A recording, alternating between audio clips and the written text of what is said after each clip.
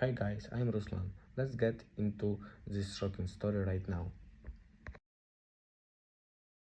I didn't know my marriage had a second front door until I made a copy of the key that opened it. I'm a locksmith. People bring me brass and fear. They hand me their stories on a key ring home, office, storage. The one they swear is for a friend's place said to casually. I cut, I bevel, I buff. I send them back into their lives with teeth that fit. One Tuesday, just before closing, a woman came in wearing a coat that had seen a better winter. She laid a single key on my counter and said, 2 copies. It's for my dog Walker and my boyfriend. The last word arrived like a sneeze she tried to catch. I nodded, because locksmiths don't judge. We duplicate. When I lined the blank up under the tracer, I recognized the profile by heart SC1. 1,000 houses in our town. What I didn't recognize was the groove where, sharp on the back, eaten to a slope on the front. Like the owner always turned it the same way, with the same nervous rush. Keys tell you who a person is when they're trying to get inside something that matters. I made her to copies,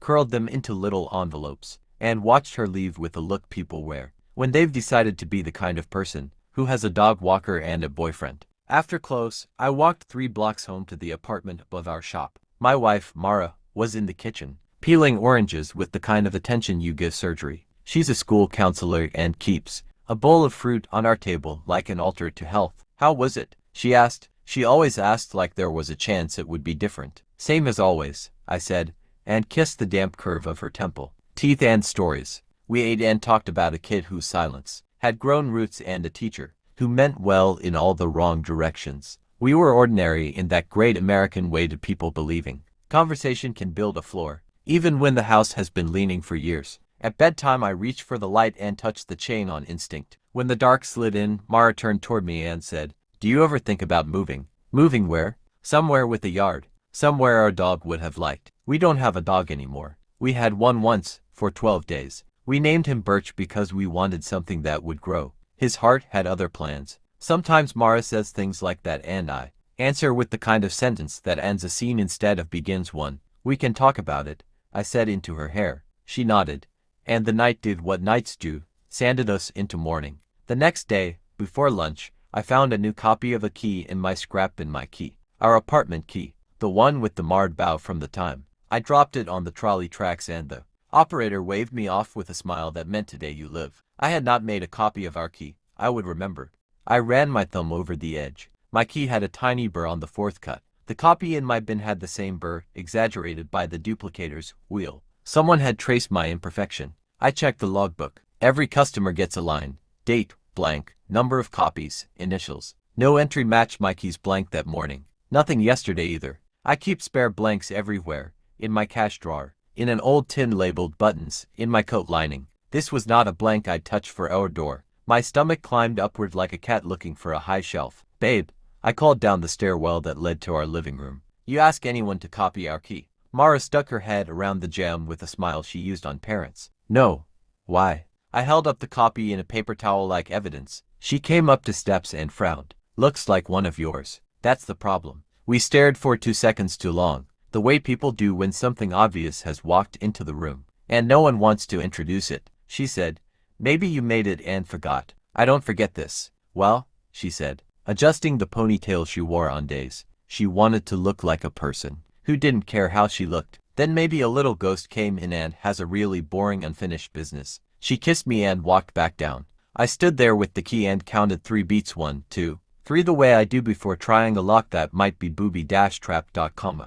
That night we had tacos and watched half of a documentary about people who live in off-grid cabins and wear sweaters that look like warmth isn't a product. Mara fell asleep on the couch with her hand on my thigh like an old habit she didn't want to break only because it had become muscle memory. I turned off the TV and carried her to bed like a promise. I put the copy of our key in my pocket and slept with my jeans crumpled on the chair, the way you do when you might have to run from something you can't name yet. In the morning, I installed a tiny, clear sticker on the inside top of our deadbolt. It was a dust catcher trick an old locksmith taught me. If the bolt turns, it scrapes the sticker and leaves a crescent. I brushed my hands and felt like a man who had set a trap for his own door. When I came home for lunch, the sticker had a moon carved into it. I have cut 100,000 keys. I know how long a cylinder takes to turn. The crescent was fresh. Someone had been inside. I opened drawers like a detective who hates his job. Socks, bras, scissors, spoons, notebooks, the stack of brochures for a counseling conference with sticky notes like Morse code. Nothing was missing. Nothing was new. Everything had been breathed. When Mara came home, I watched her face the way you watch a person navigating a kitchen they don't live in. She moved in good arcs. She knew where we hide the oregano. But when she reached for a glass, she hesitated a beat, like the cupboard had been rearranged in a dream. "Did you come back for anything?" I asked. "During the day?" "No. I had back-to-backs. Did you eat?" I showed her the sticker crescent. For a second she became a person in a photograph caught between expressions, proof of transition. Then she made her mouth into a practical shape. "Call the landlord. Maybe maintenance needed to check the radiator or something." "We don't have a radiator." "Then the water guy." "There is no water guy." She folded her arms and turned away from the door. "You're scaring me on purpose." "I'm scaring me by accident." We went to bed without finding a tone that would hold. In the dark she said, "If you think I'm lying, ask me a different question." I lay there and listened to the pipes and wondered what I wanted to be true. The next day a man came in for a mailbox lock change. He wore a sweater with a rip at the shoulder like a cut that never healed right. When he handed me his key, I felt the memory of metal in my palm, the copy of our key I'd found. The same faint burr on the fourth cut, the same lazy bevel. "Where'd you get this copy?" I asked too casually. He shrugged. "Place over on Elm, or maybe here.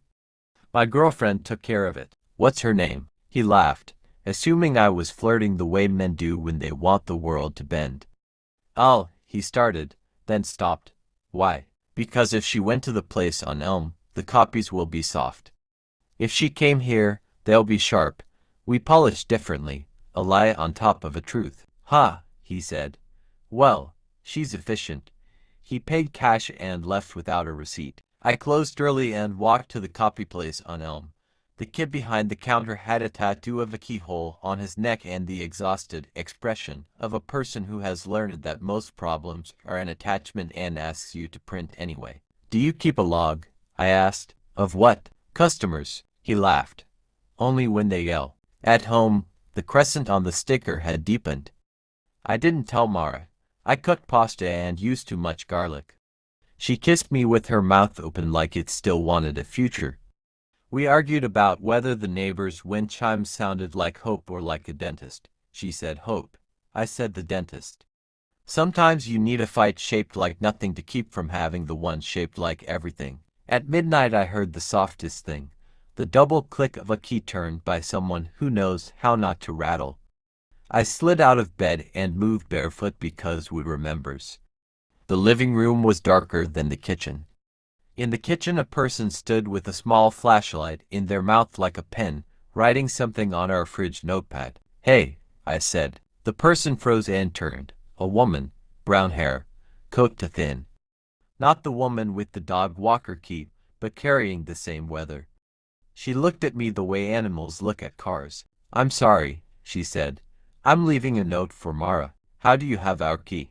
She lifted the little flashlight out of her mouth and set it on the counter. "She gave me a copy, months ago. For what possible reason? She counsels my kid. The school wouldn't put it on paper, but she does home visits when he goes. Sideways, she said nights are hard. She wanted me to be able to let her in if the door was chained, or for me to come here if I needed to get away fast." She blinked. She said your place was safe. My mouth found the shape of a laugh that had no humor in it. "She gave you our key." The woman winced. "I can tell by your face this is one of those things that sounds worse out loud than it felt when she did it. What's your name?" "Elise." Of course, I thought. There are always Elises. "And your kid?" "Rowan." We stood in our kitchen and the refrigerator hummed like it knew something. "I shouldn't be here," she said. But I kept dialing and getting her voicemail. And when I heard her say your names, I pressed 1 and she swallowed. He threw a mug.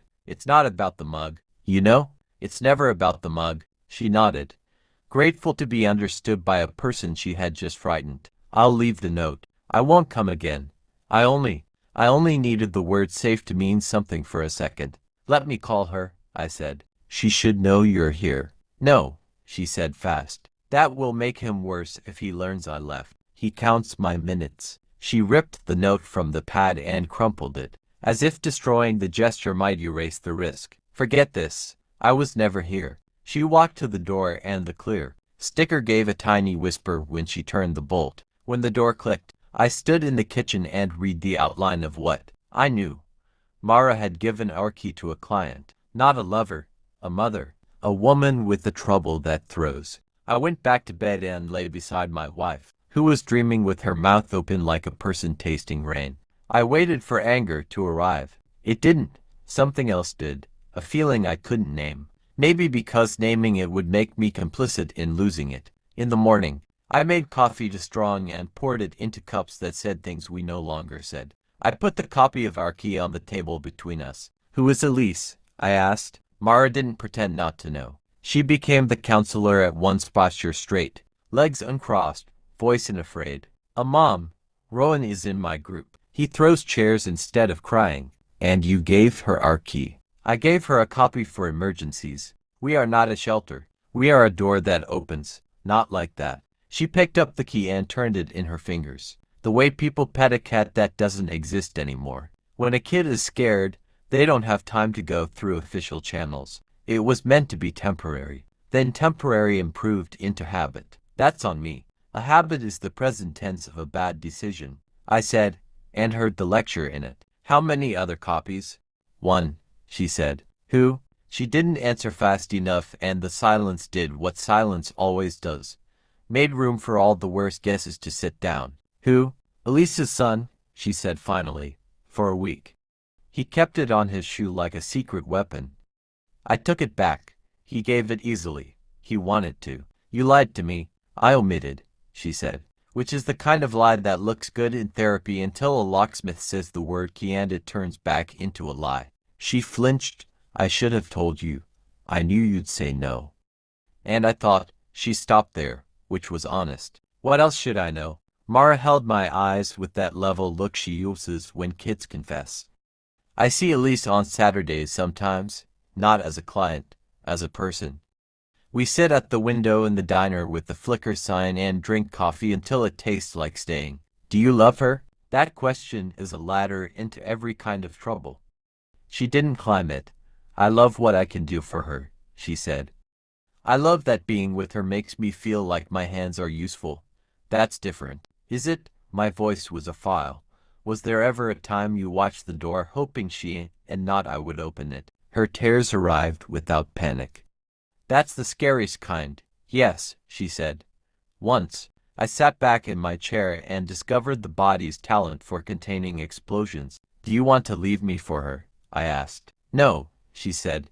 And it was the fastest answer all morning. What do you want? To be the person I am when I'm helping a scared kid and their mother without having to break my house to do it. I stood and put my hands on the counter because wood forgives. Then we make a boundary that doesn't require a locksmith to discover. I'm sorry, she said. You deserve the truth before the sticker did. We spent the day building a plan. No keys to clients, ever. A list of places with doors always open and the numbers Mara could call at midnight. A promise that we'd tell each other when we were tempted by the kind of power that feels like love. We were still writing when my bell jingled and a man walked in whose eyes I recognized from a photograph I'd only seen in other people's wallets. Rowan's father. He had the posture of a wave that forgot where the shore was. He laid a key on my counter and said, I need 3 copies. I looked at the cuts and almost smiled. It wasn't our key. It wasn't even Elisa's. It was for a new lock, fresh, clean, board. Moving? I asked, hand on the duplicator. Leaving, he said. Or being left. The verb is unclear. People always think copies make them safer, I said. Sometimes they just mean there are more ways in. He nodded like a man who had learned that lesson one bruise too late. The counselor said the same thing. Mara, she said, to change what can be changed and stop treating a key like a promise. He winced. She said it kinder than that. I heard it mean.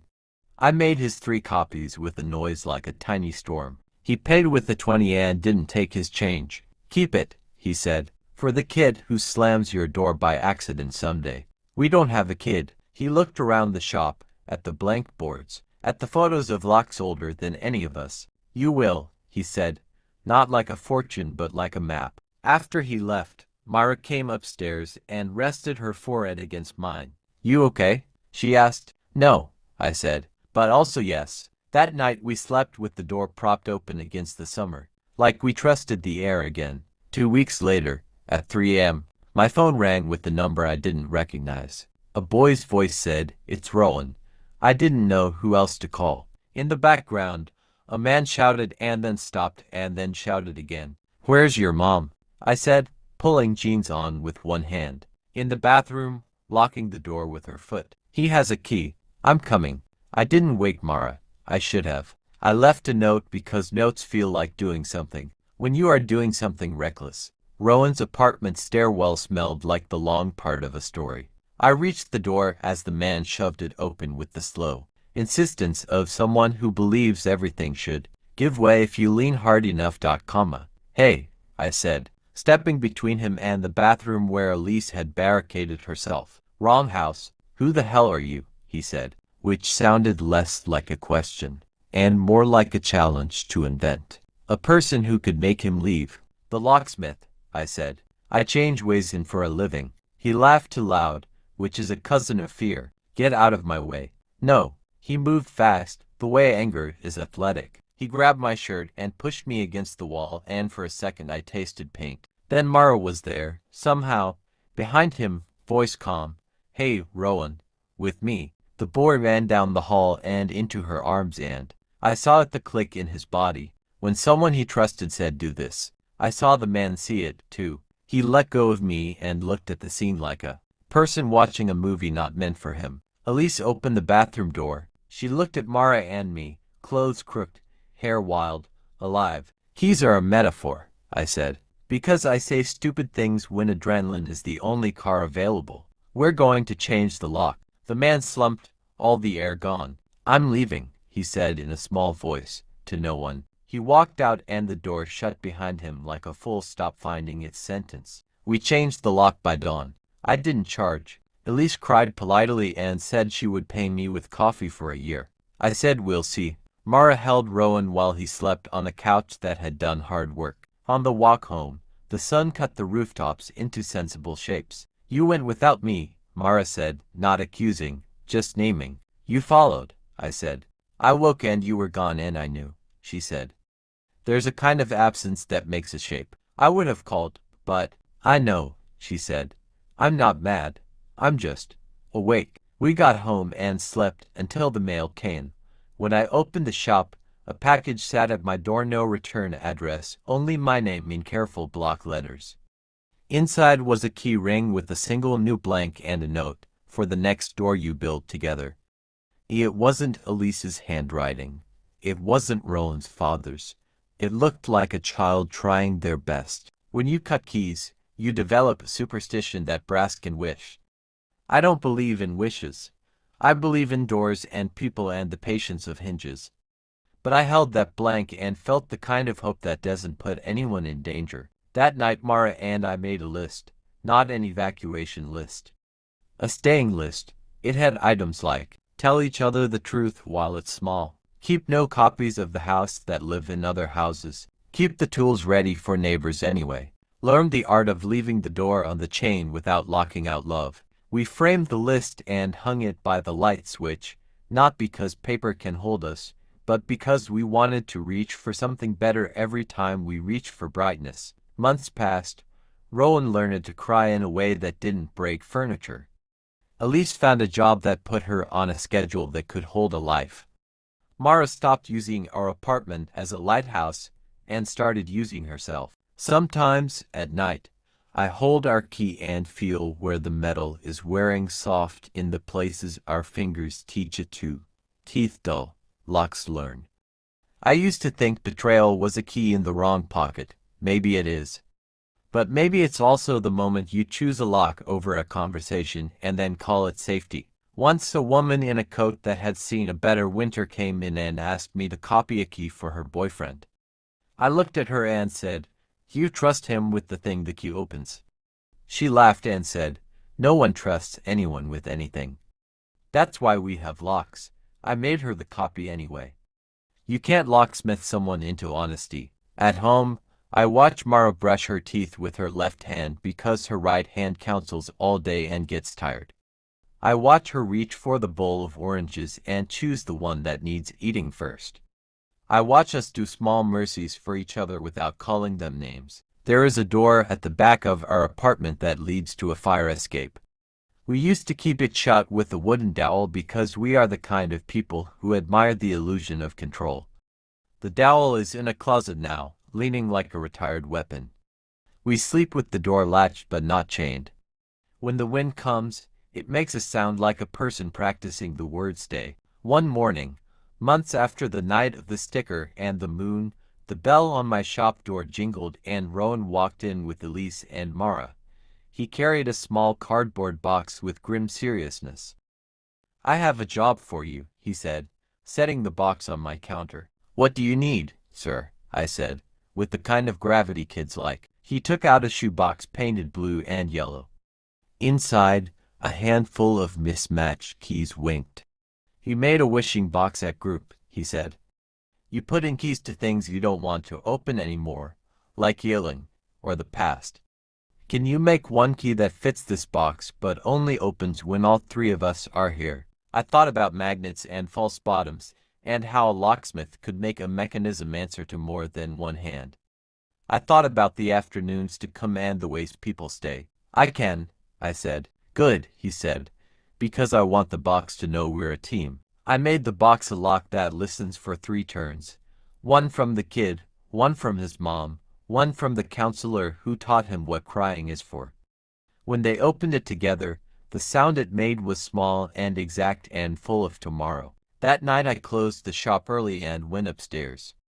I set our key on the table and looked at its tired teeth. Mara came in and laid her key next to it. 2 small medals, 2 lives. 2 people who had tried to keep the world out and discovered that sometimes the world is the neighbor who brings soup and sometimes it's the kid with the shoebox and sometimes it's each other. "Do you ever think about moving?" she asked again, softer now, not as a test but as a map making. "Maybe somewhere with a yard," I said, "somewhere our dog would have liked." "We don't have a dog," she reminded me, gently. "We could," I said. "Keys aren't the only way to stay safe." She smiled into my chest like a person who had learned how to stand inside a yes. The wind moved the back door half an inch and it clicked with the sound of a house that chooses you back. If you want a villain in this story, pick the part of us that thinks love is a lock and not a door. If you want a hero, pick the part that keeps cutting new keys, even after we've been broken into. The trick, I've learned, is not to give them out like candy. The trick is to know which rooms are ours to open and which ones we only keep warm long enough for someone else to find their own. I still use the sticker sometimes. It reminds me that everything leaves a mark when it turns. But I don't pretend the crescent means danger anymore. Sometimes it means someone you love came home. And if someday a copy of our key shows up in my scrap bin again, I'll know what to do. I'll ask first, and I'll listen for the answer that scares me least because it's ordinary. Then I'll make tea, and we'll talk about the bowl of fruit and the dog we might adopt, and how many ways there are to keep a house safe that have nothing to do with brass. Because in the end, betrayal wasn't Elise or the sticker or the moon on the deadbolt. Betrayal was the way I closed a door inside myself and called it weather. And what saved us wasn't forgiveness. It was the hours we spent turning toward each other with our hands full of small, unglamorous tools, Allen keys, screwdrivers, honesty, and saying, "Here, try this."